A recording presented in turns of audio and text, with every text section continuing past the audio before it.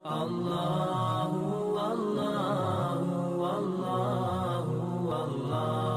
الله الرحمن الرحيم. الحمد لله نحمده ونستعينه ونستغفره ونؤمن به ونتوكل عليه ونعوذ بالله من شرور أنفسنا ومن سيئات أعمالنا. من يهده الله فلا مضل له ومن يضلله فلا هادي له. ونشهد أن لا إله إلا الله وحده لا شريك له. ونشهد أن سيدنا ونبينا ومولانا محمدا عبده ورسوله الذي أرسل بالحق بشيرا ونذيرا وداعيا إلى الله بإذنه وسراجا منيرا. فقد قال الله تبارك وتعالى في القرآن المجيد والفرقان الحميد: وما أرسلناك إلا رحمة للعالمين.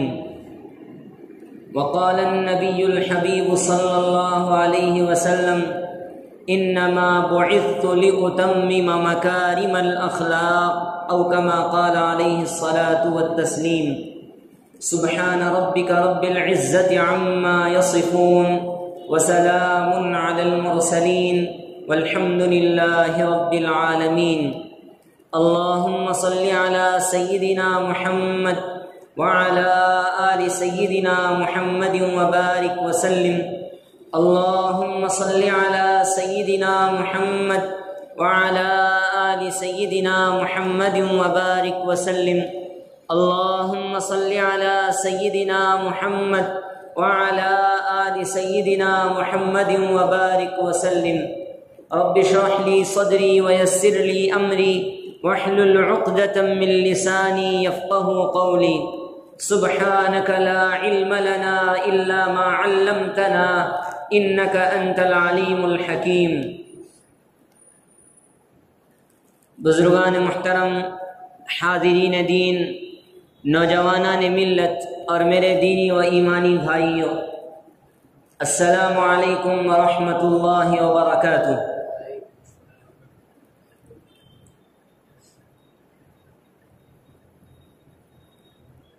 رحمت للعالمین، تاجدار انبیاء، امام الانبیاء والمرسلین، احمد مجتبی محمد مصطفیٰ صلی اللہ علیہ وسلم کی حیات طیبہ اور پاکیزہ سیرت کے عنوان سے مستقل چند جمعوں سے آپ کے سامنے گفتگو چل رہی ہے۔ ہمارا یہ سلسلہ آپ صلی اللہ علیہ وسلم کی عمر مبارک کے 15 سال تک پہنچ چکا تھا، اور 15 یا 16 سال کی عمر میں آپ صلی اللہ علیہ وسلم کو حضرت ابو طالب نے مکۃ المکرمہ سے شام کا سفر کروایا، جس میں آپ صلی اللہ علیہ وسلم نے خود کہا تھا کہ اے چچا جان، میں آپ کے ساتھ چلنا چاہتا ہوں، میں آپ کے ساتھ سفر شام پر جانا چاہتا ہوں۔ تو اصرار پر خواجہ ابو طالب نے حضور اقدس صلی اللہ علیہ وسلم کو ساتھ لے لیا تھا۔ حضور اقدس صلی اللہ علیہ وسلم کی پیدائش سے لے کر 40 سال تک کی زندگی تک مورخین نے، سیرت نگاروں نے، سیرت لکھنے والوں نے اس پر مفصل ایک ایک دن کا کلام نہیں کیا ہے۔ کچھ مشہور واقعات، کچھ مشہور چیزیں جن سے امت کو سبق ملتا ہے، انہی چیزوں کو ذکر فرمایا ہے۔ میں بھی مختصر طور پر آپ صلی اللہ علیہ وسلم کے حیات طیبہ کے ان گوشوں کو بیان کرتا ہوا آگے بڑھوں گا۔ آپ صلی اللہ علیہ وسلم کی عمر مبارک کا 20واں سال چل رہا ہے۔ آپ صلی اللہ علیہ وسلم کی عمر سے پہلے ہی، آپ کی پیدائش سے پہلے ہی عرب آپس میں جنگ و جدال کے عادی تھے۔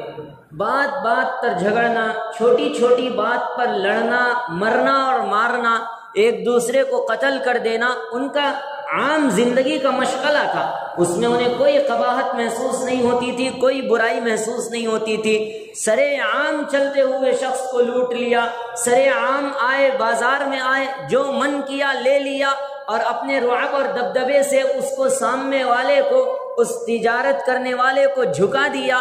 یہ عرب کے اندر بہت عام تھا، ظلم و ستم عام تھا، اور چوری ڈکیتی عام تھی، قتل و غارت گیری عام تھی، بچیوں کو زندہ درگور کرنے کا مسئلہ عام تھا، سود خوری، زناکاری اور نہ جانے کتنی برائیاں تھیں، ساری کی ساری اس دور میں پائی جاتی تھی۔ ابھی آج صلی اللہ علیہ وسلم نے اعلان نبوت نہیں کیا ہے، 40 سال کی عمر کے بعد آپ صلی اللہ علیہ وسلم نے نبوت کا اعلان کیا۔ یہ وہ دور چل رہا ہے جس میں قریش مکہ ابھی اپنی ان سطحی حالات پر ہی ہیں، ابھی وہی چیزوں پر ہے جس پر زمانے جاہلیت میں تھے، وہی چیزوں پر قائم ہیں جو ظلم و ستم پہ، جھوٹ پہ، چوری اور ڈکیتی پہ، قتل و غارت گیری پر عام تھے۔ عرب 4 مہینوں میں قتل اور جنگ و جدال کو برا سمجھا کرتے تھے۔ محرم کا مہینہ ہے، اور اسی طرح سے رجب کا مہینہ ہے، اور ذی القعدہ، ذی الحج، محرم، یہ 3 مہینے، اور ساتھ ہی ساتھ یہ رجب کا مہینہ، ان 4 مہینوں کے اندر عرب آپس میں جنگ و جدال کو اپنے اوپر حرام کر لیتے تھے۔ یہ کہتے تھے کہ ہم ان 4 مہینوں میں کوئی جنگ نہیں لڑیں گے، کسی طرح کی مار پیٹ نہیں ہوگی، کسی طرح کا قتل نہیں ہوگا، کسی طرح کا خون بہا نہیں ہوگا، کچھ نہیں ہوگا، خون بہانا نہیں ہوگا، ہم یہ 4 مہینے سکون سے رہیں گے۔ لیکن ایک مرتبہ ایسا ہوا کہ عرب کے 2 قبیلوں کے اندر، ایک قریش اور دوسرا قبیلہ قیس، یہ دونوں قبیلوں میں آپس میں ٹکراؤ ہو گیا، اور اشہور حرم میں ہوا۔ جو اشہور حرم 4 مہینے جو میں نے آپ کے سامنے بتائے، جن مہینوں میں وہ جنگ کرنے سے بچتے تھے، انہی مہینوں میں قریش اور اسی طرح قیس کے درمیان آپس میں جنگ لڑی گئی، کسی بات کی بنیاد پر آپس میں بہت عرصے تک وہ چلا سلسلہ آنے والا، بہت خطرناک طریقے سے پھیلا اور بہت خطرناک طریقے سے جنگ ہو گئی ہے۔ اس جنگ کو سیرت نگاروں نے حرب فجار کا عنوان دیا ہے۔ حرب فجار یعنی اس زمانے میں جو جنگ ہوئی ہے وہ ایک دم گناہ پر ہوئی ہے، وہ گناہ بھی سمجھتے تھے ان مہینوں میں لڑنے کو، اسی وجہ سے اس کا نام فجار رکھا گیا کہ یہ گناہ پر قائم ہوئی اور گناہ پر لڑی گئی جنگ۔ بعض مورخین اور سیرت نگاروں نے یہ لکھا ہے کہ آپ صلی اللہ علیہ وسلم کا قریش سے تعلق تھا، قبیلہ قریش سے حضور کا تعلق تھا۔ آپ صلی اللہ علیہ وسلم اپنے آپ کو قرشی اور ہاشمی کہا کرتے تھے۔ آپ صلی اللہ علیہ وسلم کیا اس جنگ میں شریک ہوئے؟ بہت سارے مورخین نے کہا کہ آپ صلی اللہ علیہ وسلم نے اس جنگ میں شرکت کی، اپنے چچا کے اصرار پر اس جنگ میں شرکت تو کی، لیکن کسی پر ہاتھ نہیں اٹھایا۔ آپ صلی اللہ علیہ وسلم نے کسی کو قتل نہیں کیا، بس اتنا یہ ہوتا تھا کہ آپ صلی اللہ علیہ وسلم اپنے چچا کو تیر اٹھاتے تھے اور تیر اٹھا کر دیا کرتے تھے۔ اب پھر اس کے بعد یہ جنگ ہوئی اور جنگ کا خاتمہ ہوا۔ پھر کچھ عرصے کے بعد، چند سال یہ اس جنگ کا خاتمہ ہونے کے بعد، اہل مکہ اور سارے لوگ اپنی اپنی جگہ پر تھے کہ یمن سے ایک آدمی آیا۔ یمن کا ایک قبیلہ ہے زبید، زبید نام کہا جاتا ہے، اس قبیلے کو زبید کہا جاتا ہے۔ آج بھی وہ قبیلہ موجود ہے، اس خاندان کے یمن کے اندر علاقے موجود ہیں، زبید جسے کہا جاتا ہے۔ وہاں کا ایک شخص مکے میں آیا اور اپنی تجارت کا سامان لایا، اور سامان مکے میں فروخت کرنے کی غرض سے لایا۔ مکے کے اندر ایک شخص تھا جس کا نام ہے عاص بن وائل۔ عاص بن وائل وہ قریش مکہ کے سرداران میں جس کا شمار ہوا کرتا تھا۔ وہ شخص وہاں سے گزر رہا تھا، یمنی جو تاجر تھا اس نے اس سے بطور معاوضہ کچھ چیزیں لی کہ آپ مجھے یہ چیز دے دیجئے، میں اس کے پیسے آپ کو دے دوں گا، میں آپ سے مال خرید رہا ہوں، پھر اس کے بعد میں آپ کو دے دوں گا، واپس کر دوں گا۔ پھر وہ اس تاجر نے دے دیا، کہا کہ ٹھیک ہے لے جائیے، اور لیکن اس کی مدت متعینہ میں آپ مجھے اس کی رقم واپس کر دیجئے۔ لیکن ہوا یہ کہ مدت آئی اور چلے گئی، ایک دن گزر گیا، 2 دن گزر گیا، وہ اصرار کر رہا ہے، وہ بار بار عاص ابن وائل کے پاس جا رہا ہے اور کہہ رہا ہے کہ میری رقم مجھے لوٹا دو یا میرا مال مجھے دے دو، میں اپنا مال لے لوں گا تب بھی چلا جاؤں گا، آپ مجھے رقم دیں گے تب بھی میں بخوشی قبول کر لوں گا۔ عاص ابن وائل پہلے تو یہ کیا کہ اس کو کہا کہ ٹھیک ہے کل دوں گا کل دوں گا کل دوں گا، ٹالتا رہا، لیکن پھر جب اس کا اصرار بڑھ گیا، اس کا اصرار بڑھنے کے بعد اس نے کہا جا میں نہیں دیتا، تجھے جو کرنا ہے کر لے، میں نہیں دیتا۔ اب وہ آدمی بیچارہ تجارت کی غرض سے مکہ آیا ہوا تھا، وہ بڑا پریشان ہوا، اس نے مکے کے سرداروں کے پاس جانے کا ارادہ کیا، بڑے بڑے سرداروں کے پاس گیا اور ان سے کہا عاص ابن وائل نے میرا مال لے لیا ہے، آپ میری مدد کر دیجئے، عاص ابن وائل نے میرا تجارتی سامان لے لیا ہے، آپ میری مدد کر دیجئے۔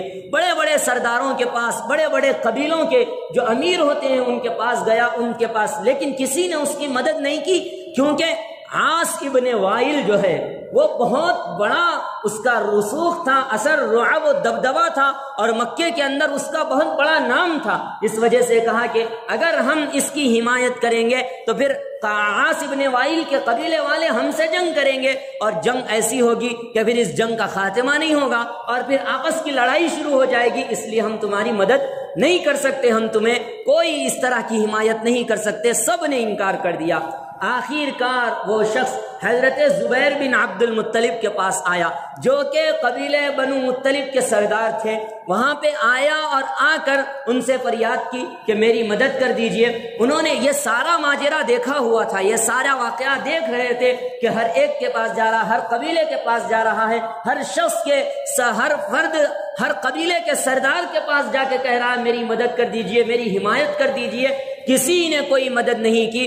تو پھر بنو مطلب، قریش کے چند قبیلے جمع ہوتے ہیں، بنو زہرا، بنو مطلب، بنو زبیر، بنو تمیم، اور اسی طریقے سے آپ صلی اللہ علیہ وسلم کا جو قبیلہ ہے بنو ہاشم، یہ 5 قبیلے آپ صلی اللہ علیہ وسلم کے خاندان سے جو تعلق رکھتے ہیں وہ پورے جمع ہوتے ہیں اور جمع ہو کر اعلان کرتے ہیں ہم اس مظلوم کی حمایت کریں گے، یہ جس کا مال چھینا گیا، جس سے اس کا تجارتی سامان لے لیا گیا، ہم اس سے اس کا مال لیں گے۔ چنانچہ لوگوں کو جوڑا گیا، لوگوں کو جوڑ کر عبداللہ بن جدعان ایک شخص تھا مکے میں، اس کے گھر پر کھانے کی دعوت رکھی گئی، وہاں پہ لوگ آئے، بیٹھے، اور بیٹھنے کے بعد ایک معاہدہ طے ہوا۔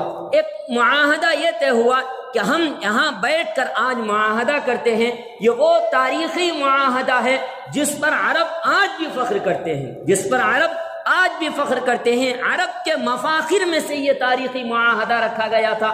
آج صلی اللہ علیہ وسلم نے بھی اس معاہدے کو اتنا پسند کیا تھا کہ نبوت کے اعلان کے بعد آج صلی اللہ علیہ وسلم نے فرمایا کہ اگر کوئی کافر آج بھی مجھے اس معاہدے کے لیے بلائے گا تو میں اس کے پاس چلا جاؤں گا۔ آج صلی اللہ علیہ وسلم نے فرمایا اس معاہدے کے بدلے اگر کوئی سرخ اونٹ مجھے دینا چاہے تو میں نہیں لوں گا، اس معاہدے پر رضامند رہوں گا۔ یہ وہ معاہدہ تھا۔ معاہدے میں چند چیزیں رکھی گئی۔ معاہدے میں کہا گیا ہم مظلوم کی حمایت کریں گے، مظلوم کی حمایت کریں گے، پہلی شرط مظلوم کی حمایت کریں گے، مظلوم کا ساتھ دیں گے، اور یہ دوسری شرط یہ ہم مسافروں کی مدد کریں گے، مسافر جتنے بھی آ رہے ہیں ہم مسافروں کی مدد کریں گے۔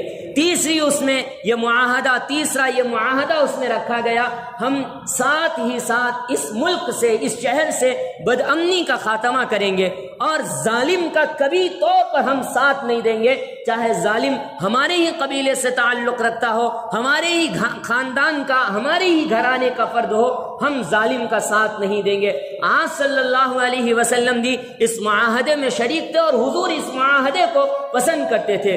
اب اس معاہدے میں جو افراد تھے، 3 افراد ہیں، ایک ہے فضل بن فضالہ، فضل بن وداع، اور اسی طرح فضل بن حارث۔ یہ 3 افراد اس معاہدے کے اصل ذمہ دار بنے، اور اس معاہدے کے ذمہ دار بن کر انہوں نے حلف اٹھایا کہ ہم یہ چیزیں کریں گے، ہم مظلوم کی حمایت کریں گے، ہم مسافر کی مدد کریں گے، ہم اس شہر سے بدامنی کو دور کریں گے، اور ساتھ ہی ساتھ ہم ظالم کا کبھی ساتھ نہیں دیں گے، چاہے ظالم ہمارے ہی گھر کا کیوں نہ ہو، ہمارے ہی خاندان کا کیوں نہ ہو، ہمارے ہی قبیلے کا کیوں نہ ہو، ہم ظالم کا ساتھ نہیں دیں گے۔ اس بات پر انہوں نے حلف اٹھایا۔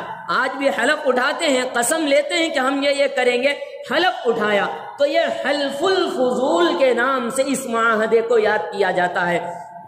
فضول اس لیے کہا جاتا ہے، فضول یہ فضل کی جمع ہے، فضول یہ فضل کی جمع ہے، اور اس معاہدے میں 3 افراد ایسے ہیں جن کا نام فضل ہے۔ ایک ہے فضل بن فضالہ، فضل بن وداع، اور اسی طرح سے تیسرا شخص فضل بن حارث۔ یہ تینوں افراد کے نام پر نام رکھ دیا گیا۔ فضول نے حلف اٹھایا، حلف الفضول، معاہدہ حلف الفضول۔ سیرت کی کسی کتاب بھی آپ دیکھ لیجئے، آپ صلی اللہ علیہ وسلم کے نبوت سے پہلے کے واقعات میں اس معاہدے کو خاص اہمیت حاصل ہے۔ یہ معاہدہ دراصل کیا تھا؟ آپ صلی اللہ علیہ وسلم نے اس میں شرکت کیوں کی؟ اس لیے کہ اس میں حضور جس عظیم مقصد کے لیے اس دنیا میں بھیجے گئے تھے، اس مقصد کا اس معاہدے میں اثر موجود تھا کہ ہم ظلم کا خاتمہ کریں گے، ہم ظالم کی حمایت نہیں کریں گے، ہم مظلوم کے ساتھ شانہ بشانہ کھڑے ہوں گے۔ اسلام نے جو سبق سکھایا ہے، اسلام نے جو درس دیا ہے، اسلام نے جو پیغام عام کیا ہے، وہ اس معاہدے کے اندر موجود تھا۔ اس لیے حضور اقدس صلی اللہ علیہ وسلم نے اس معاہدے میں شرکت کی، اور اس معاہدے میں صرف شرکت نہیں کی بلکہ اس معاہدے پر حضور کو فخر تھا، اس معاہدے پر حضور کو فخر تھا۔ حضور بہت خوش ہوتے تھے کہ حضور کی بعثت سے زمانے جاہلیت میں جو شقاوت، جو سختی اور جو دلوں کے اندر بدبختی پیدا ہو گئی تھی، اس کا اثر حضور کی بعثت سے ہی زائل ہونا شروع ہو گیا تھا۔ اسی کا اثر تھا کہ مکے کے چند لوگ آپ صلی اللہ علیہ وسلم کی آپ صلی اللہ علیہ وسلم کی نبوت سے پہلے ہی ان کے دل نرم پڑ گئے تھے، اور نرم پڑ کر انہوں نے یہ معاہدہ طے کیا تھا۔ اسلام کا یہ سبق ہے، اسلام کا یہ پیغام ہے۔ اسلام اس واقعے کے ضمن میں یہ عرض کرتا ہے، یہ امت تک یہ پیغام پہنچاتا ہے کہ ظلم کی کبھی حمایت نہ کیجیے۔ اللہ رب العزت ظلم کا کبھی ساتھ نہیں دیتے۔ اللہ رب العزت ظالموں کو مروڑ کر رکھ دیتے ہیں، ان کے پنجے مروڑ کے رکھ دیتے ہیں۔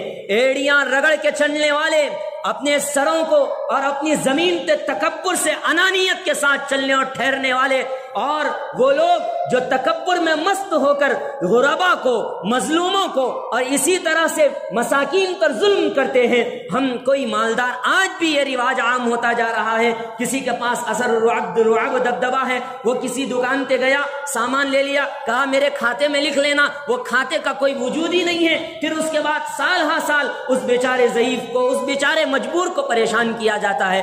مکاندار ہے، کرایہ دار سے اس کا یہی سلوک ہوتا ہے۔ کرائے میں اگر ہم نے دکان دے رکھی ہے، اس کے لیے سارے آئٹمز فری ہیں، جو چاہے وہ لے لے۔ اس کے کیسی ہماری سوچ بن گئی ہے۔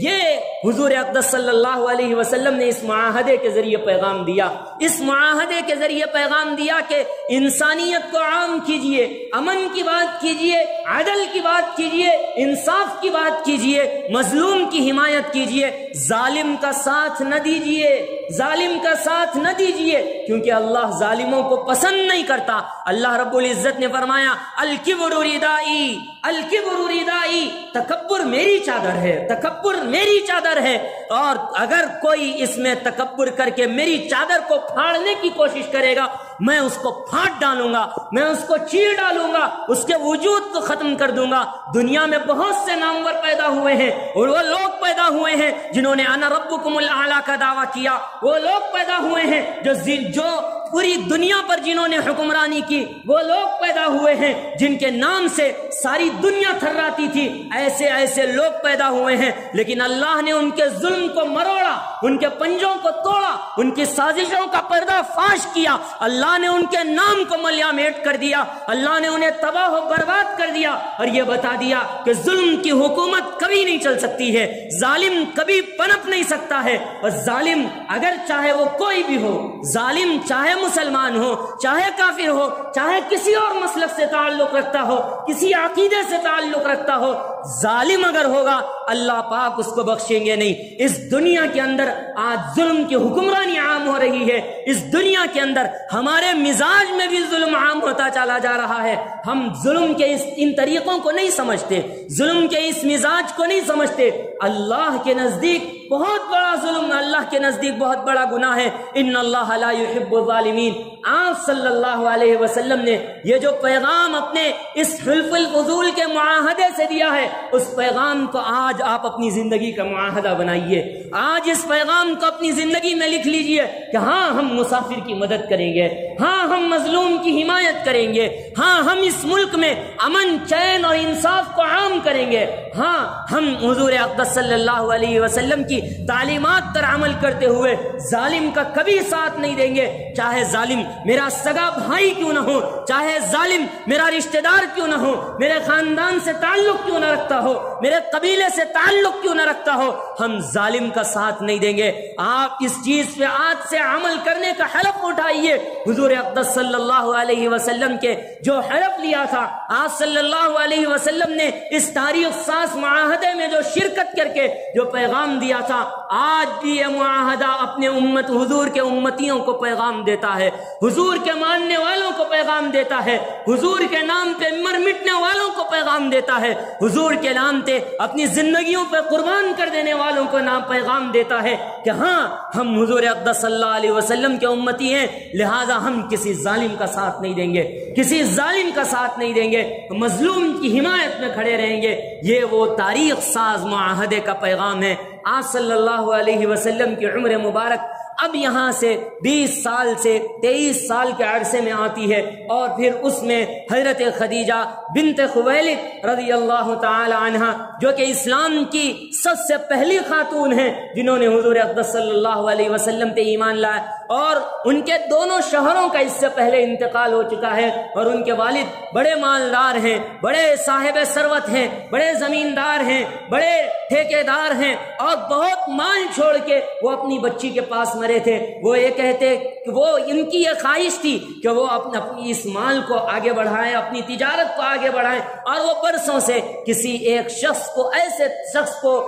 ایسے شخص کو تلاش کر رہے تھے جو کہ امانت دار ہو, دیانت دار ہو, سچا ہو, راست باز ہو, اور جس کی صداقت کے چرچے ہوں, اور جس کی امانت داری کے لوگ قصیدے پڑھتے ہوں. ایسے شخص کی تلاش تھی. آپ صلی اللہ علیہ وسلم کے بارے میں حضرت خدیجہ کو معلوم ہوا کہ ہاں مکے میں محمد نامی ایک شخص رہتا ہے, بڑا امانت دار ہے, نام تو اس کا محمد ہے, لیکن لوگ اسے امین بلاتے ہیں, لوگ اسے صدیق بلاتے ہیں, لوگ اسے صادق بلاتے ہیں. وہ اپنی سچائی کی وجہ سے محمد کے نام کے ساتھ ساتھ صادق کا نام بھی پا لیا. وہ اپنی امانت داری کی وجہ سے محمد کے نام کے ساتھ ساتھ امین کا لقب بھی پا لیا. وہ اپنی صدیقیت کی وجہ سے اسے صدیق کہا جاتا ہے. حضرت خدیجہ بنت خویلد بڑی خوش ہوتی ہیں, ہاں مجھے ایسا ہی شخص چاہیے جو امانت دار ہو, صادق ہو, اور میرے مال کو بڑھائے. جب حضور اقدس صلی اللہ علیہ وسلم کے یہ چرچے سنے تو حضور اقدس صلی اللہ علیہ وسلم کو بلایا اور کہا کہ میں اپنا مال تجارت کے لیے میں اس کو دوسرے ملک بھیجنا چاہتی ہوں, میں دوسروں کو جتنا نفع دیتی ہوں اس سے دوگنا نفع آپ کو دوں گی, کیا آپ اس مال کو بیچ دیں گے؟ آپ صلی اللہ علیہ وسلم نے کہا ہاں میں بیچ دوں گا, ہاں میں بیچ دوں گا. اور بیچ کر آپ صلی اللہ علیہ وسلم نے کہا آپ میرا جو معاوضہ ہے مجھے دے دیجئے, میں نفع لا کر آپ کو دے دوں گا. مزاربت کے طور پر حضور اقدس صلی اللہ علیہ وسلم نے تجارت کا, یہ تجارتی سفر کا یہ پہلا آغاز, تجارتی سفر اس سے پہلے بھی ہوا تھا, لیکن حضور اقدس صلی اللہ علیہ وسلم کا تجارتی سفر جو خود مختاری کے طور پر ہوا, یہاں سے اس کا آغاز ہوتا ہے. آپ صلی اللہ علیہ وسلم پورا حضرت خدیجہ کا مال لے کر اپنے ساتھ میں نکلتے ہیں. ساتھ میں حضرت خدیجہ نے اپنے ایک بھروسے مند غلام میسرہ کو حضور اقدس صلی اللہ علیہ وسلم کے ساتھ کر دیا کہ تم ان کی زندگی کے بارے میں دیکھنا, یہ کیسے تجارت کرتے ہیں, ذرا ان سے کچھ سیکھنا, اور سیکھ کے تم بھی ایسی تجارت کرنا اور مجھے آ کے بتانا کہ ان کی اس امانت داری کے پیچھے کیا راز ہے اور ان کے اس سلسلے میں کیا راز ہے. وہ حضرت میسرہ اور حضور اقدس صلی اللہ علیہ وسلم اور میسرہ ساتھ ہو جاتے ہیں, اور ساتھ ہو کر ملک شام کا سفر ہوتا ہے. وہاں پہ ملک شام پر ایک جگہ پر وہاں رکتے ہیں, وہاں پر بصرہ کا وہ مقام ہوتا ہے, اور وہاں پر رکنے کے بعد وہاں سے ایک شخص باہر آتا ہے جس کا تاریخ میں لفظ لکھا گیا, جس کا نام نستورہ جسے کہا جاتا ہے. ایک راہب تھا وہاں رہتا تھا, بحیرہ نستورہ جسے کہا جاتا تھا, راہب نستورہ جسے کہا جاتا تھا. وہ باہر آیا, باہر آنے کے بعد میسرہ کو دیکھ کے پہچان لیا, کیونکہ اس سے پہلے بھی وہ تجارت کا مال لے کر گئے ہوئے تھے, تو دیکھ کے پہچان لیا کہ یہ تمہارے ساتھ کون شخص ہے اور اس مقام پر کیوں ٹھہرے ہوئے ہیں. تو کہا کہ یہ مکے سے آئے ہیں، ان کا نام محمد ہے، ان کے والد کا نام عبداللہ ہے، ان کے دادا کا نام عبد المطلب ہے، یہ تجارت کی غرض سے آئے ہیں۔ تو وہ دیکھ کے یہ کہنے لگا نہیں نہیں، مجھے ان کے اندر کچھ ایسی علامات معلوم ہوتی ہے، ایسی علامات دکھتی ہیں جو میں نے اپنی کتابوں میں پڑھی ہے، جس کی تمام انبیاء نے تصدیق کی ہے، تمام کتابوں میں ان کے واقعات کا تذکرہ ملتا ہے۔ تو وہ حضور اقدس صلی اللہ علیہ وسلم کے قریب میں آتا ہے، پوچھتا ہے آپ کا نام کیا ہے؟ حضور اپنا نام بتاتے ہیں۔ پھر حضور کی آنکھ کھول کے دیکھتا ہے کہ یہ جو آنکھوں میں سرخی ہے یہ کس چیز، یہ وقتی ہے یا ہمیشہ رہتی ہے، دائمی ہے؟ تو اس غلام نے کہا نہیں نہیں، یہ ہمیشہ رہتی ہے۔ تو وہ ایک دم پیچھے سے ہٹا، کہا واللہ ھذا نبی اللہ، واللہ ھذا نبی اللہ، قسم بخدا یہ اللہ کے نبی ہیں، قسم بخدا یہ نبی آخر الزمان ہیں، قسم بخدا یہ خاتم النبیین ہیں، قسم بخدا یہ رحمت للعالمین ہیں، امام الانبیاء والمرسلین ہیں۔ اس نے قسم کھائی اور کہا، اور اس کے بارے میں کہا ہائے افسوس، مجھے افسوس ہوتا ہے جب یہ اعلان کریں گے مکے والے ان کا ساتھ نہیں دیں گے، اور ساتھ نہیں دیں گے اور ان کے اوپر ظلم و ستم کریں گے اور ان کو ان کے شہر سے دور کر دیں گے۔ کاش اس وقت میں موجود ہوتا تو میں ان کی پرزور حمایت کرتا، ان کے ہاتھ تر ایمان لے آتا اور ان کی تصدیق کرتا، اور میسرہ سے کہتا ہے کہ اے میسرہ،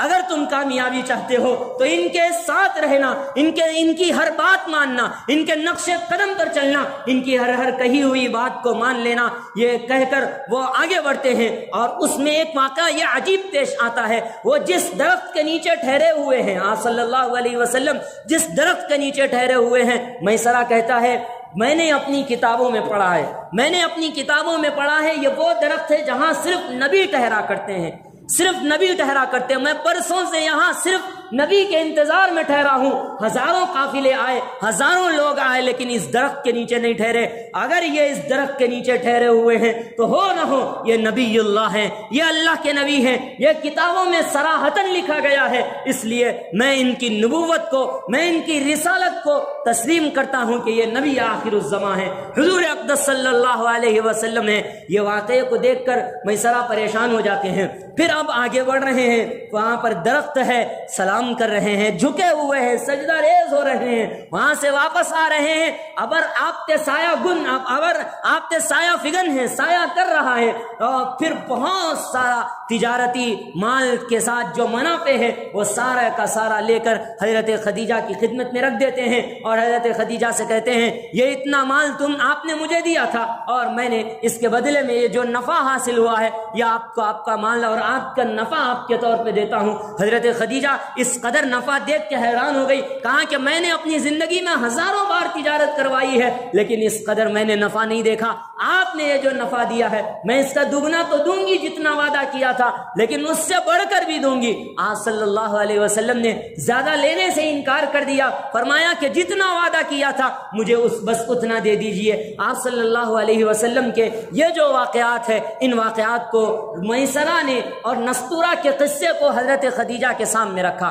اور ساری کی ساری بات بتائی۔ تو اب حضرت خدیجہ جن کے پاس مال و دولت تھی، جنہوں نے اللہ کے نبی صلی اللہ علیہ وسلم سے سب کچھ لٹا دیا تھا، اپنا سب کچھ قربان کر دیا تھا، وہ حضور اقدس صلی اللہ علیہ وسلم سے طبعی لگاؤ اور محبت پیدا ہو جاتا ہے، اور اپنی ایک کنیز کے ذریعے حضور اقدس صلی اللہ علیہ وسلم تک پیغام نکاح کو بھیج دیتی ہیں۔ پھر 25 سال کی عمر میں حضرت خدیجہ سے حضور اقدس صلی اللہ علیہ وسلم کا نکاح ہوتا ہے۔ آپ صلی اللہ علیہ وسلم کے جملہ جتنے صاحبزادیاں ہیں سب حضرت خدیجہ کے وطن سے پیدا ہوئی ہیں، صرف ایک حضرت ابراہیم ام المؤمنین حضرت ماریہ رضی اللہ عنہا سے پیدا ہوئی، باقی حضرت عبداللہ، حضرت قاسم اور حضرت زینب، حضرت رقیہ، حضرت ام کلثوم، حضرت سیدہ فاطمہ الزہرا رضی اللہ تعالی عنہم، یہ ساری کی ساری اولاد جو حضور اقدس صلی اللہ علیہ وسلم کی ہوئی حضرت خدیجہ کے بطن مبارک سے ہوئی ہے۔ آپ صلی اللہ علیہ وسلم کا پھر ان سے کیسے نکاح ہوا، نکاح کی کیا کیا تفصیلات ہیں، اور پھر وہاں سے آپ صلی اللہ علیہ وسلم کا کیسا سفر ہے، انشاءاللہ آئندہ جمعے آپ تک پہنچاؤں گا۔ یہ واقعات میں جو اسباق پوشیدہ مل رہے ہیں، آپ ان اسباق کو اپنی زندگی زندگی میں لائیے، آپ صلی اللہ علیہ وسلم کے حیات طیبہ کو اپنی زندگی میں لانے کی کوشش کیجیے۔ کیوں؟